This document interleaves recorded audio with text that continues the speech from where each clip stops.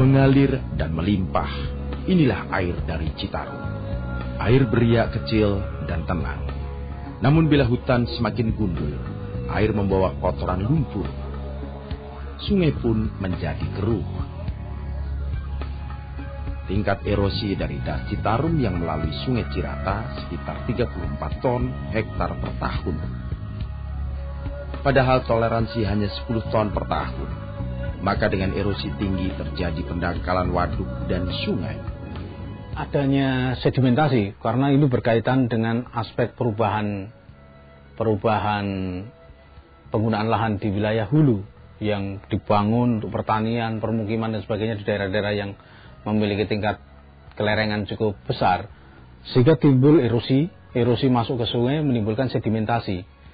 Baik di sungai saya sendiri, di Sungai Citarum terjadi sedimentasi tinggal terjadi pendangkalan, kemudian lari ke Saguling.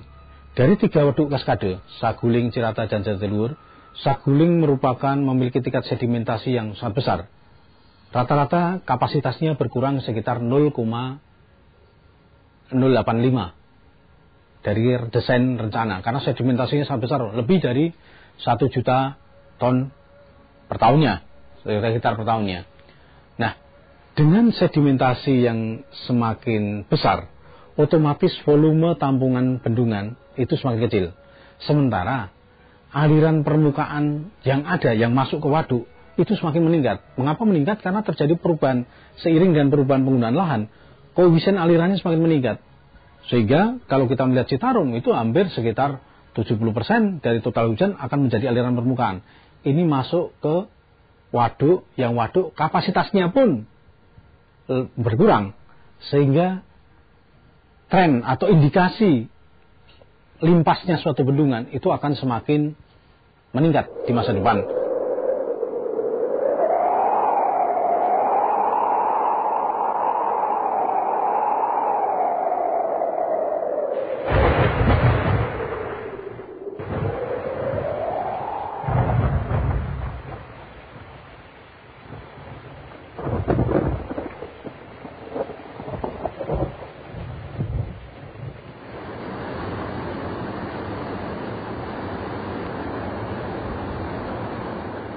Pada saat kurun waktu musim hujan semakin pendek, dari 6 bulan menjadi 4 bulan, dengan jumlah curah hujan sama, maka Sungai Citarum akan menampung aliran air jauh lebih banyak.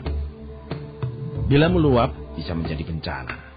Curah hujan meningkat 5 kali lipat. Yang biasanya 300 ml per bulan, kini menjadi 1.500 ml dalam sebulan.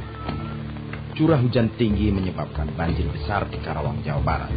Dan ini juga didukung adanya alih fungsi lahan di hulu sungai. Nah, kalau kita melihat banjir yang ada saat ini, kita melihat bagaimana permukiman yang sekarang tergenang itu berada pada tepi sungai, bataran sungai.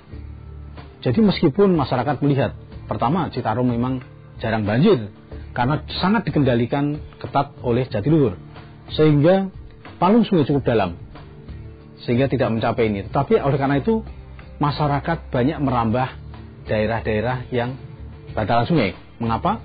Karena secara ekonomi daerah tersebut lebih murah daripada daerah-daerah yang cukup jauh.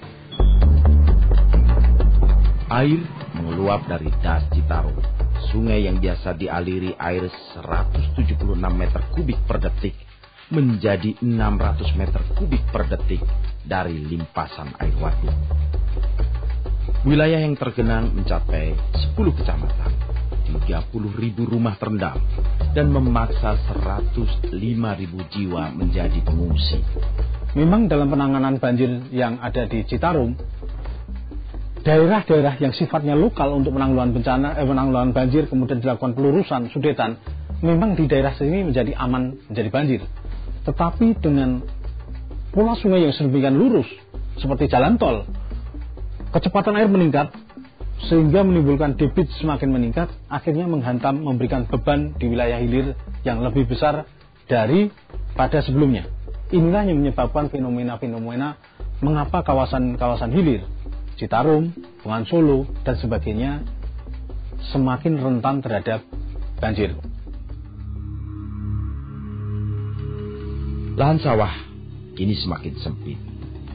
Dari data BPPT, lahan pertanian menurun 55%. Pemukiman yang menghimpit hingga bantaran sungai meningkat hingga 233%. Dan kawasan industri meningkat 858%.